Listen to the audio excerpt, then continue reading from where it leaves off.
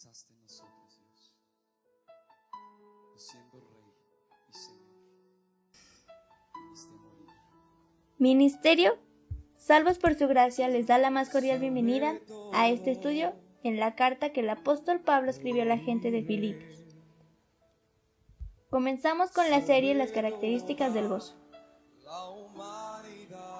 En esta ocasión hablaremos acerca de un tema que es muy controversial, el cual está enfocado en la salvación que Dios ha provisto para nosotros en Cristo Jesús. Algunas posturas piensan que la salvación o la vida eterna que Dios nos da la podemos perder y que es nuestra responsabilidad cuidarla para entrar al cielo prometido por Dios. Pero, ¿qué es lo que realmente enseña la Escritura sobre este tema? La Escritura nos dice que la salvación es por gracia, y gracia significa regalo inmerecido. Dios en su misericordia decide otorgar este regalo a los hombres para que puedan alcanzar vida eterna. Y esto lo hizo por medio de su Hijo Jesucristo. Hay un pasaje muy conocido en el Evangelio de Juan capítulo 3 versículo 16 que dice lo siguiente: porque de tal manera amó Dios al mundo, que ha dado a su Hijo unigénito, para que todo aquel que en él cree no se pierda, mas tenga vida eterna. El amor de Dios se manifestó para poder otorgar vida eterna en aquellos que depositan su fe en Cristo. Y no encontramos aquí vida a medias. En su primera epístola, Juan nos dice, capítulo 5, versículo 2: el que tiene el Hijo tiene la vida, el que no tiene el Hijo de Dios no tiene la vida. Por consiguiente, no tener a Jesucristo o no ejercer fe en Él es estar perdido y alejado de la gloria de Dios. La Biblia nos enseña que no hay ninguna persona justa, nadie es merecedor del cielo, nadie puede hacerlo. Efesios nos da una descripción muy concreta de nuestra condición espiritual, capítulo 2, versículo 1. Y Él os dio vida a vosotros, cuando estabais muertos en vuestros delitos y pecados.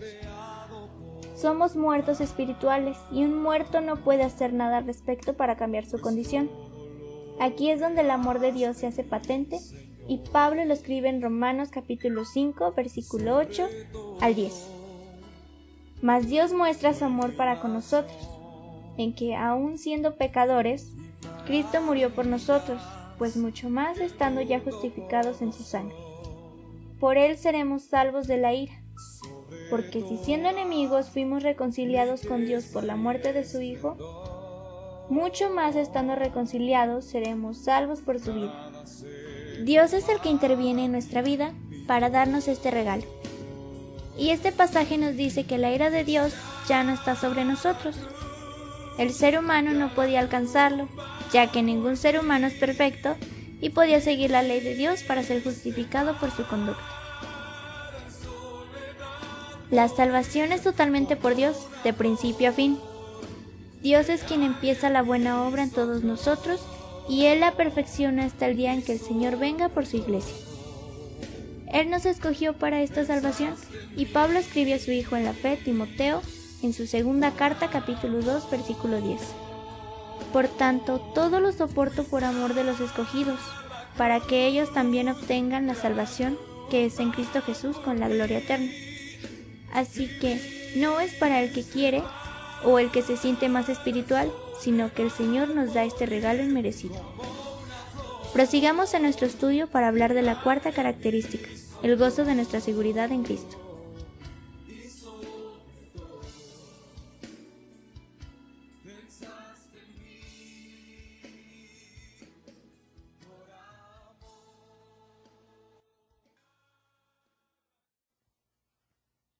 Nos encontramos en esta breve serie titulada Las características del gozo, que Pablo nos relata en este pasaje, en los versículos del 3 al 8 del capítulo 1, en la carta de Filipenses, y le daremos lectura.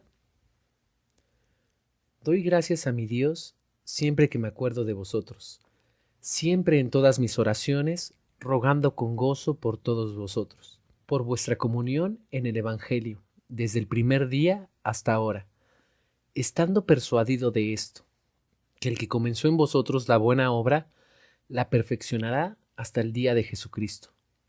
Como me es justo sentir esto de todos vosotros, por cuanto os tengo en el corazón y en mis prisiones, y en la defensa y confirmación del Evangelio.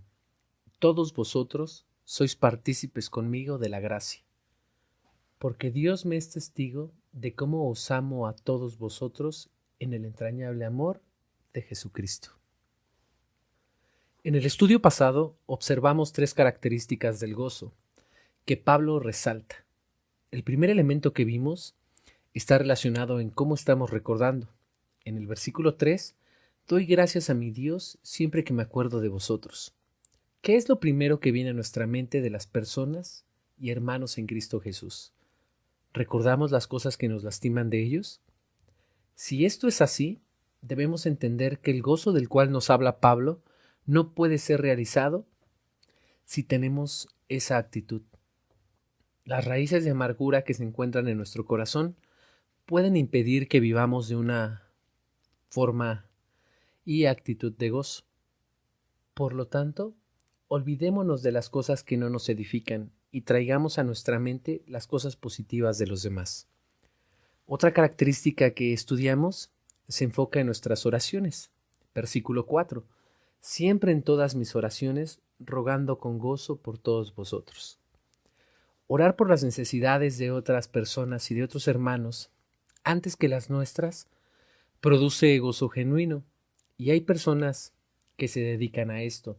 Oran por los siervos y necesidades de los hermanos, las necesidades de todas personas. Y eso es una gran motivación, sin duda alguna, para poder tener un gozo verdadero. Otra característica que desarrollamos en el versículo 5, por vuestra comunión en el Evangelio desde el primer día hasta ahora. La comunión de los hermanos en la congregación es de fe, sin importar las circunstancias, al igual que ser partícipes de las necesidades de los otros y expansión de la obra del Señor, es otro elemento que debe llevarnos al gozo. Hoy continuamos con la serie y nos enfocaremos en la 4ª característica, el gozo de nuestra seguridad. Leemos en el versículo 6 lo siguiente: estando persuadido de esto, que el que comenzó en vosotros la buena obra, la perfeccionará hasta el día de Jesucristo.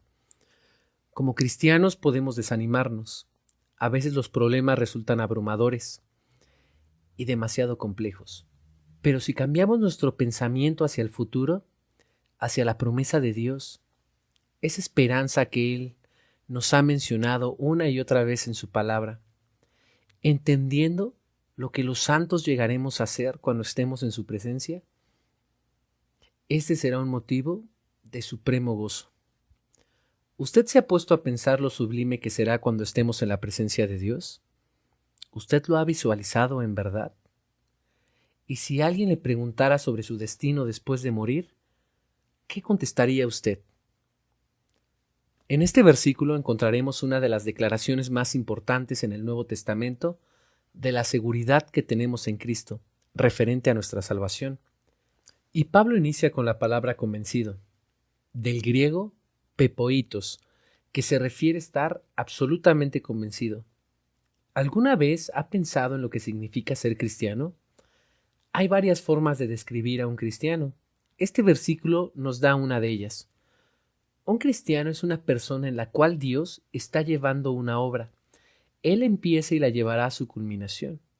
Y en el contexto de esta carta, el apóstol experimentaba gozo al tener absoluta seguridad de que Dios comenzó la buena obra de salvación y él la terminará en cada creyente de la iglesia de Filipo. Aquí hay algo poderoso. No hay mayor motivo de gozo que entender que la obra de salvación descansa en Dios, independientemente de lo que nosotros podamos hacer o lograr. Él perfeccionará esa obra hasta el día de Jesucristo. ¿Y por qué es tan importante entender esto? Primeramente, es para tener gozo. Segundo, para entender que somos parte de un plan eterno que Dios inició en una eternidad pasada. Leemos esto en Efesios capítulo 1, versículos 4 y 5. Según nos escogió en Él antes de la fundación del mundo, para que fuésemos santos y sin mancha delante de Él, en amor habiéndonos predestinados para ser aceptados hijos suyos por medio de Jesucristo, según el puro afecto de su voluntad. Este plan eterno no fue casualidad. Dios nos había escogido según su propósito. Aquí no encontramos la imagen de Dios tronándose los dedos y diciendo: espero que alguno quiera aceptar el mensaje de salvación, ya que le he invertido mucho. Tampoco lo vemos nervioso, esperando algún desvío de nosotros y así falle el propósito que Él ha marcado. Claro que no. Recordemos que Dios es soberano. Nada se sale de control. No vamos a sorprender a Dios. Con Él no hay accidentes. En ocasiones pensamos que Dios es un ser humano como nosotros y le quitamos peso a su soberanía. Vamos a ver a través de la historia de la iglesia de Filipos esta realidad de la obra de salvación. Comenzó cuando Dios envió a Pablo a predicar el Evangelio en el libro de los Hechos, capítulo 16, versículos 6 y 7. Y atravesando Frigia y la provincia de Galacia, les fue prohibido por el Espíritu Santo hablar la palabra en Asia, y cuando llegaron a Misia, intentaron ir a Bitania, pero el Espíritu no se lo permitió. Pablo y Silas querían ir a otro lugar, pero el Espíritu Santo los detiene. ¿Quién está detrás de esto? Por supuesto, es Dios. Seguimos leyendo. Y pasando junto a Misa, descendieron a Troas, y se les mostró a Pablo una visión de noche.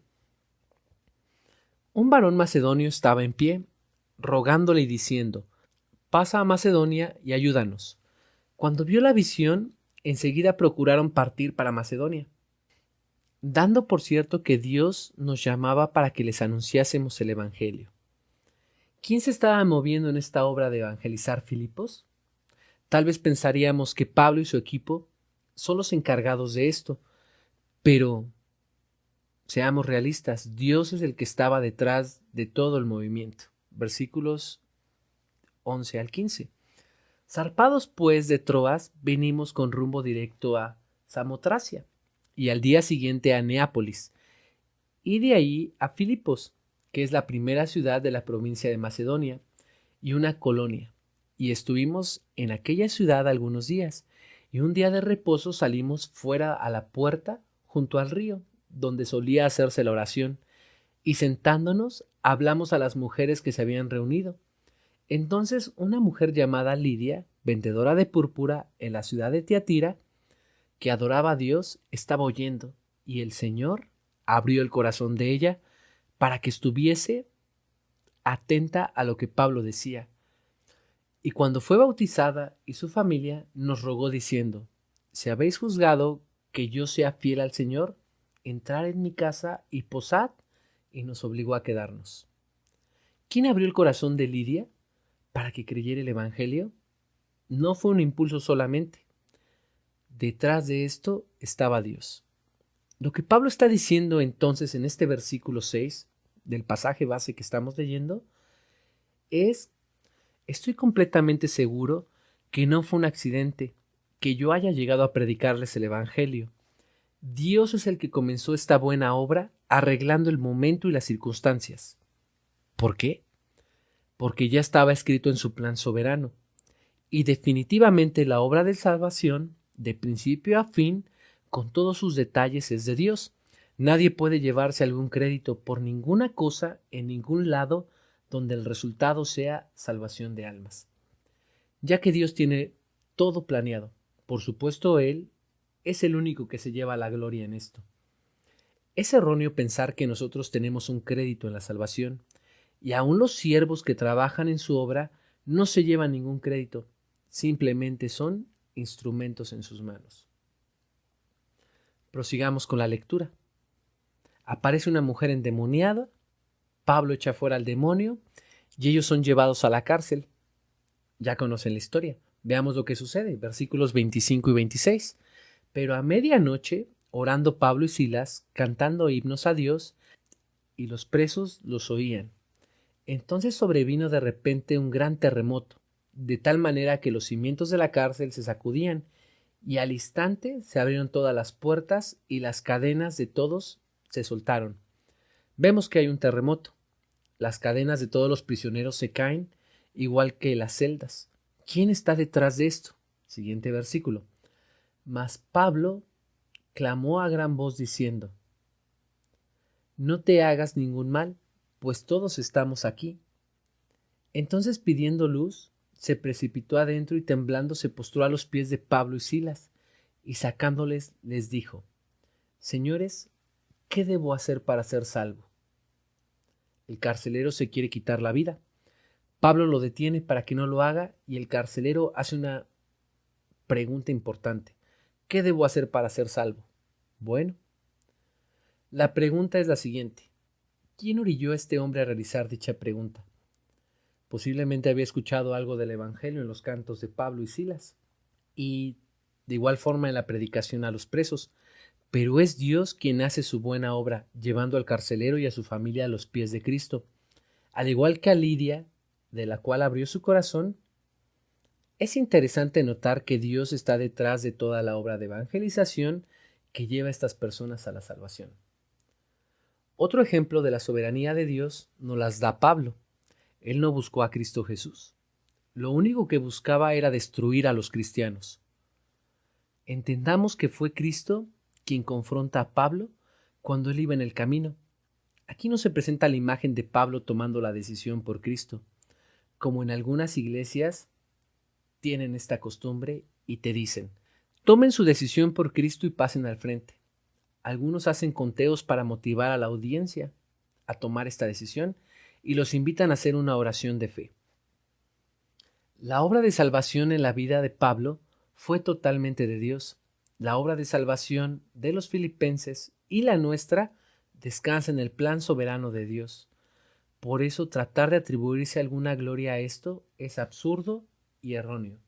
Leemos en esta carta de Filipenses capítulo 2, versículos 12 y 13. Por tanto, amados míos, como siempre habéis obedecido, no como en mi presencia solamente, sino mucho más ahora en mi ausencia, ocupados en vuestra salvación con temor y temblor. Y este pasaje es usado por muchos predicadores para sustentar que la salvación depende de nosotros, pero no mencionan el siguiente versículo. Leemos el 13. Porque Dios es el que en vosotros produce así el querer como el hacer por su buena voluntad. Aún el deseo de seguir y obedecer a Cristo viene de Dios. Por lo tanto, solo nos queda darle la gloria a Él. Versículos 29 del capítulo 1. Porque a vosotros os es concedido a causa de Cristo no solo que creáis en Él, sino también que padezcáis por Él. Dios hace su obra en el corazón de las personas, como el ejemplo de Lidia.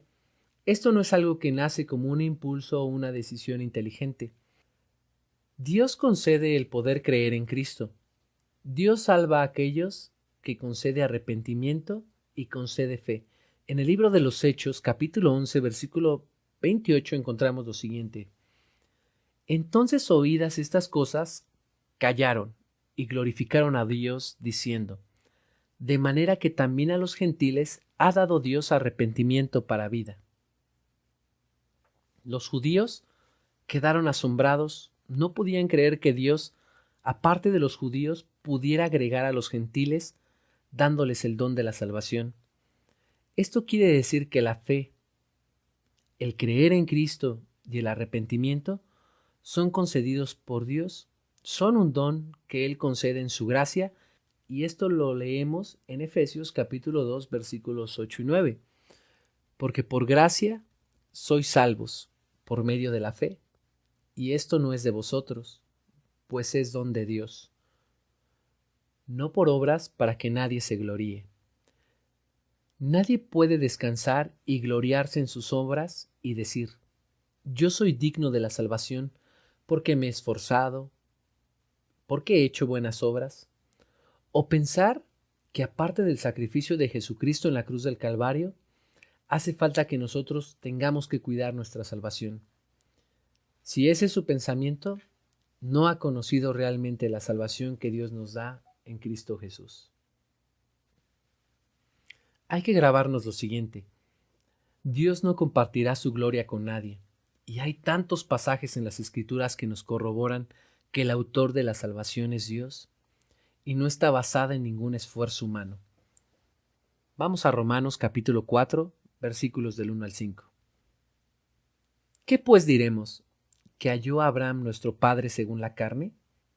Porque si Abraham fue justificado por las obras, tiene de qué gloriarse, pero no para con Dios. ¿Por qué? ¿Qué dice la Escritura? Creyó Abraham a Dios y le fue contado por justicia. Pero al que obra no se le cuenta el salario como gracia, sino como deuda. Mas al que no obra, sino cree en aquel que justifica al impío, su fe le es contada por justicia. Si es por nuestras obras, la gracia deja de ser un regalo no merecido y se convierte en una deuda de Dios para nosotros. En la segunda epístola a los Tesalonicenses, capítulo 2, versículo 13, leemos: Pero nosotros debemos dar siempre gracias a Dios respecto a vosotros, hermanos amados por el Señor, de que Dios os haya escogido desde el principio para salvación, mediante la santificación por el Espíritu y la fe en la verdad. En Tito, capítulo 3, versículos 3 y 4, leemos: Pero cuando se manifestó la bondad de Dios, nuestro Salvador, y su amor para con los hombres, nos salvó, no por obras de justicia que nosotros hubiéramos hecho, sino por su misericordia, por el lavamiento de la regeneración y por la renovación en el Espíritu Santo. Y Santiago también nos habla de esto en el capítulo 1, versículo 18. Él, de su voluntad, nos hizo nacer por la palabra de verdad, para que seamos primicias de sus criaturas. Debo decir que hay docenas de pasajes que nos enseñan que la salvación es de Dios, y todo el Nuevo Testamento corrobora esta realidad. Pablo entonces les está diciendo a los filipenses: el que comenzó la buena obra de salvación continúa el proceso de santificación y la perfeccionará, trayéndola a su fin el día de Jesucristo, para recibir la herencia, nuestro nuevo cuerpo. Noten algo importante. Pablo no está diciendo: espero que lleguen al día de Jesucristo, espero que se aferren fuerte porque alguno puede deslizarse. Claro que no dice esto. Él dice: estoy totalmente convencido que Dios completará la obra de salvación que Él comenzó. Un escritor bíblico dice lo siguiente: en el taller de Dios no existe nada que lleve las marcas de apuro o insuficiencia de poder para terminar sus obras, y podemos estar seguros que la obra que su gracia empezó, el brazo de su poder la completará. Ya que la obra de salvación es de Él, podemos estar seguros que perseveraremos hasta el fin. La doctrina de la perseverancia de los santos o de la seguridad de la salvación. Primera epístola de Pedro, capítulo 1, versículo 5. Que sois guardados por el poder de Dios mediante la fe, para alcanzar la salvación que está preparada para ser manifestada en el tiempo postrero. Y es importante entender esta doctrina en el contexto de la epístola del gozo. Es importante saber que nuestra salvación es segura, y lo que Dios comenzó lo terminará, y esto es motivo de supremo gozo. Pregúntese lo siguiente: ¿cómo vamos a experimentar gozo verdadero? ¿Cómo vamos a experimentar gozo si la salvación y nuestro comportamiento depende de nosotros, de tal manera que lleguemos al final? Si la salvación dependiera realmente de nosotros, meditemos en lo siguiente: todos los días hay motivos suficientes en nosotros para perder la salvación, y por cualquier pecado podríamos perderla muchas veces al día, por nuestros pensamientos y nuestras acciones. Y eso es una realidad, ya que ningún creyente puede ser perfecto. Y si usted dice que no comete pecados, recuerde las palabras del apóstol Juan: si decimos que no tenemos pecado, hacemos mentirosos a Dios. El apóstol Pablo nos describe el gozo de nuestra seguridad en este pasaje de Filipenses. Guardemos esto en nuestra mente y nuestro corazón. Saber lo que los creyentes llegarán a hacer en un futuro. No fijemos nuestra atención exclusivamente en nuestra imperfección, nuestros pecados, en nuestras debilidades, porque si ese es el caso, no vamos a experimentar gozo. Pero no se entienda mal lo que acabo de decir. No estoy diciendo que no nos concentremos en pecar y que no nos importe obedecer a Dios, sino que no dejemos que esta imperfección nos quite el gozo. Alguien pensará, no soy digno, y yo le digo, ¿cuándo has sido digno delante de Dios? Entendamos que nadie ni nadie podrán frustrar la meta de Dios para con los suyos. Romanos capítulo 8, versículos 28 al 30, nos describe este plan soberano, y leemos. Y sabemos que los que aman a Dios, todas las cosas les ayudan a bien. Esto es, a los que conforme a su propósito son llamados. Porque a los que antes conoció, también los predestinó para que fuesen hechos conforme a la imagen de su Hijo, para que Él sea el primogénito entre muchos hermanos. Y a los que predestinó, a estos también llamó. Y a los que llamó, a estos también justificó. Y a los que justificó, a estos también glorificó. Nadie se pierde en el proceso. Nadie se filtra por alguna grieta. La obra que Dios comenzó, Él la terminará y la perfeccionará en nosotros hasta el día de Jesucristo.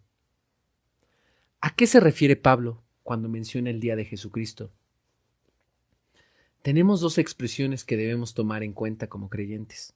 La frase el día del Señor o el día de Jehová es muy común en el Antiguo Testamento y siempre es una referencia al juicio de Dios sobre los pecadores. Por ello hace referencia a la ira de Dios que será derramada sobre los impíos. Por supuesto, se hará realidad cuando el Señor venga por segunda vez en el día final. Pero en este pasaje que estamos exponiendo en Filipenses, la frase el día de Jesucristo es una expresión diferente. Cada vez que el Nuevo Testamento utiliza el día de Jesucristo, siempre se refiere a la glorificación, al día que los creyentes serán glorificados por Cristo. Ese es el día en que Dios perfeccionará a los creyentes. Por ejemplo, en esta epístola, capítulo 1, versículo 10, leemos, para que aprobéis lo mejor, a fin de que seáis sinceros e irreprensibles para el día de Cristo. Seremos presentados irreprensibles ese día. El apóstol Juan nos habla de esto en su primera epístola, capítulo 3, versículo 2, y este es un pasaje hermoso. Amados, ahora somos hijos de Dios, y aún no se ha manifestado lo que hemos de ser, pero sabemos que cuando Él se manifieste, seremos semejantes a Él, porque le veremos tal como Él es. Esta es una realidad. ¿Cuál es ese día? Cuando nuestro Señor se manifieste y venga por su iglesia. Ese día seremos transformados a su imagen. En el capítulo 2 de Filipenses, versículo 16, nos dice el apóstol Pablo, asidos de la palabra de vida, para que en el día de Cristo yo pueda gloriarme de que no he corrido en vano, ni en vano he trabajado. Y por supuesto que hay motivo para gloriarse si ese día los santos serán perfeccionados. Pablo también escribe a los Corintios. Recordemos que era un grupo de creyentes que tenían problemas y lamentablemente su conducta no representaba a veces lo que se esperaría de un hijo de Dios, y el apóstol se refiere a ellos de la siguiente manera. En el capítulo 1 de Primera de Corintios, versículo 8. El cual también os confirmará hasta el fin, para que seáis irreprensibles para el día de nuestro Señor Jesucristo. ¿Saben por qué van a ser irreprensibles en el día de Jesucristo estos creyentes?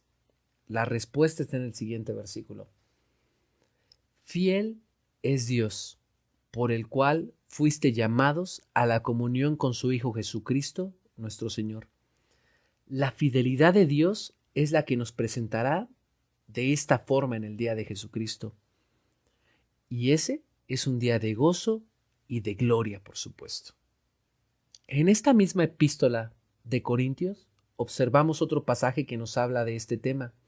Y es importante tener en cuenta que se habla de la disciplina de Dios para uno de sus hijos. Capítulo 5, iniciamos en el versículo 1.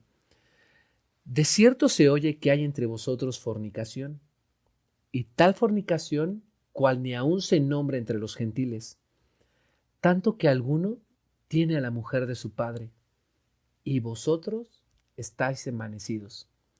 ¿No debierais más bien haberos lamentado para que fuese quitado de en medio de vosotros el que cometió tal acción? Ciertamente yo, como ausente en cuerpo, pero presente en espíritu, ya como presente he juzgado al que tal cosa ha hecho. Se nos relata a un joven en una relación ilícita con su madrastra, y cabe resaltar que esta acción, aún entre los paganos, era muy abrumadora. Y en los versículos 4 y 5 leemos lo siguiente: en el nombre de nuestro Señor Jesucristo, reunidos vosotros y mi espíritu, con el poder de nuestro Señor Jesucristo. El tal, ¿quién es el tal? Este joven que estaba con su madrastra, se ha entregado a Satanás para la destrucción de su carne, a fin de que el espíritu sea salvo en el día del Señor Jesús. Esta es la descripción de un creyente carnal, un creyente que ha caído en un pecado fuerte y grosero. Lo importante a resaltar es que este joven será perfeccionado hasta el día de Jesucristo, aunque entra en la disciplina de Dios, ya que es entregado a Satanás. Sin duda alguna, él será salvo y completo en el día del Señor Jesucristo. Él será glorificado. Regresemos al versículo 6 entonces de Filipenses 1, que es el pasaje que hemos estado exponiendo. Estando persuadido de esto, que el que comenzó en vosotros la buena obra, la perfeccionará hasta el día de Jesucristo. Entonces, lo que Pablo está diciendo a estos creyentes es lo siguiente: Dios va a llevar a la perfección su obra de salvación, y estoy totalmente seguro de esto. En algunas congregaciones nos hablan de una postura totalmente diferente, la cual enseña que podemos perder nuestra salvación y que conservarla depende de nuestro esfuerzo. Pero a través de lo que hemos expuesto en las Escrituras, notamos una realidad que nos da una gran seguridad. Dios lleva a cabo su plan y debemos entender que la salvación es el resultado de ese plan y propósito soberano, divino y eterno. Y ese plan no va a ser frustrado por nada ni nadie, aún nosotros. Revisemos algunos pasajes que enseñan esto. Leamos en el Salmo 89, versículo 33. Mas no quitaré de él mi misericordia, ni falseará mi verdad. Dios nunca quitará su misericordia de nosotros. En el Evangelio de Juan, capítulo 4, versículo 14. Porque de tal manera amó Dios al mundo, que ha dado a su Hijo unigénito, para que todo aquel que en él cree no se pierda, mas tenga vida eterna. Nos dice que tenemos vida eterna y no la perderemos jamás. Capítulo 4, versículo 14 de este mismo Evangelio. Mas el que bebiere del agua que yo le daré, no tendrá sed jamás, sino que el agua que yo le daré será en él una fuente de agua que salte para vida eterna. Nos dice que hemos bebido de una fuente de agua para vida eterna. Más adelante en el capítulo 6, versículos 37 al 39, todo lo que el Padre me da, vendrá a mí, y el que a mí viene, no le echo fuera. Porque he descendido del cielo, no para hacer mi voluntad, sino la voluntad del que me envió. Y esta es la voluntad del Padre, el que me envió, que de todo lo que me diere, no pierda yo nada, sino que lo resucite en el día postrero. Hemos sido dados a Cristo Jesús como un regalo, por lo cual ninguno de nosotros se perderá, sino que seremos resucitados en el día postrero, en el día de Jesucristo. Capítulo 10, versículo 28. Y yo les doy vida eterna, y no perecerán jamás, ni nadie las arrebatará de mi mano. Jesucristo es ese buen pastor, de cuya mano nadie nos va a poder arrebatar. en Romanos capítulo 8, versículos 29 y 30, nos dice, porque a los que antes conoció, también los predestinó para que fuesen hechos conforme a la imagen de su Hijo, para que Él sea el primogénito entre muchos hermanos. Y a los que predestinó, a estos también llamó. Y a los que llamó, a estos también justificó. Y a los que justificó, a estos también glorificó. Somos parte del propósito eterno de Dios. Versículos 38 y 39. Por lo cual estoy seguro de que ni la muerte, ni la vida, ni ángeles, ni principados, ni potestades, ni lo presente, ni lo porvenir, ni lo alto, ni lo profundo, ni ninguna otra cosa creada nos podrá separar del amor de Dios, que es en Cristo Jesús, Señor nuestro. Jamás seremos separados del amor de Cristo. Nada nos puede arrebatar del que comenzó la buena obra en nosotros, de aquel que nos guarda mediante la fe. Y esta es la razón por la cual Pablo podía expresar gozo, ya que él descansaba totalmente en el plan de Dios. Vamos a orar. Padre celestial y Dios eterno, cuán hermoso es entender tus verdades, y qué maravillosa es tu misericordia. Entre más escudriñamos tu palabra, encontramos consolación eterna. Gracias porque a pesar de nuestra condición de pecadores y destituidos de tu gloria, nos escogiste. Y tu amor por nosotros fue tan grande que no puedo comprender. Gracias por Jesucristo y su obra de redención, en la cual pagó por nuestros pecados y darnos vida eterna. Gracias por esta gran salvación, por esta obra que empezaste en nosotros, por este regalo de gracia de tu bondad inmerecida para con nosotros. Sin duda alguna nos llenamos de gozo en esta seguridad y estamos expectantes en la herencia que nos espera en los cielos. En el nombre de nuestro Señor Jesucristo, a ti sea la gloria, la alabanza y el poder por los siglos. Amén. Podemos concluir que la salvación es totalmente de Dios, no por las obras que podamos hacer, sino por su gracia, y Dios es quien la asegura, y usted se preguntará, ¿cómo puedo estar seguro de esto? La respuesta la encontramos en la carta de Efesios capítulo 1, versículo 13 y 14.